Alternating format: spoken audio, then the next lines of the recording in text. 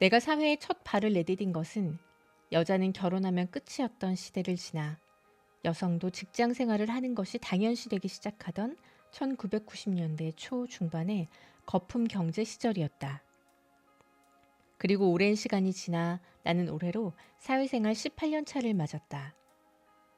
동시대에 같이 직장 생활을 시작한 많은 친구들이 이런저런 사정으로 결국 본인들의 커리어를 접고 가정으로 돌아간 경우도 적지 않았던 터라 나는 그 거칠고 험난한 세상의 풍파에 굴복하지 않고 지금껏 꿋꿋이 버텨온 내가 나름 기특하다.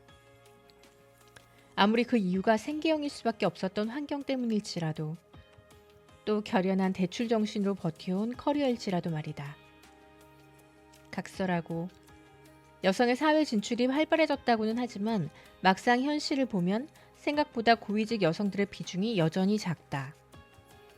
그렇다 보니 사람들은 내게 일하는 여성으로서 지금까지 나를 이끌어 올 수 있었던 힘이 무엇인지 가끔 묻는다.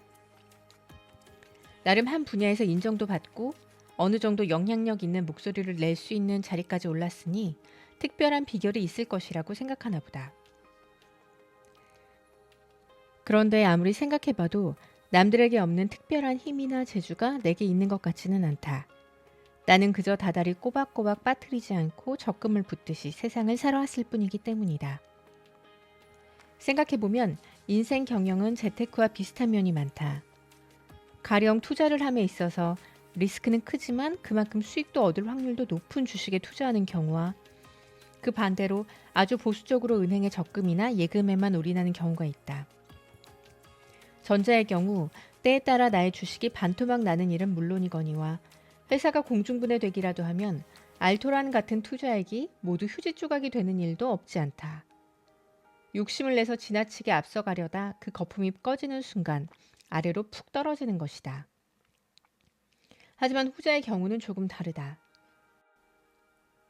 적금은 처음에는 이자율이 너무 낮은 것 같아서 성에 차지도 않고 약정된 기간만큼 견디는 것도 지루하고 길게만 느껴진다. 하지만 적금은 세월이 흐를수록 빚을 발한다. 그리고 설령 일이 잘못되어도 원금까지 손해보는 경우는 잘 없다. 아무리 잘못되어도 본전은 건진다.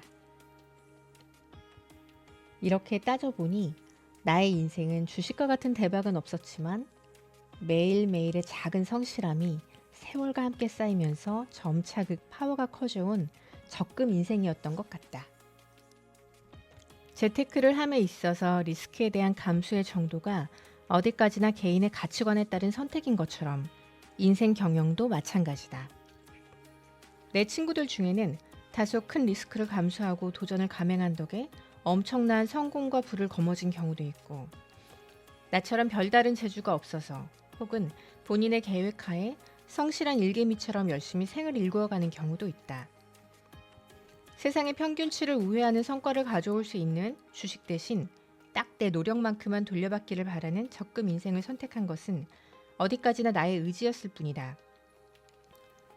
따라서 나는 독자들에게 인생의 대박을 터뜨릴 수 있는 방법을 알려줄 재간은 없다.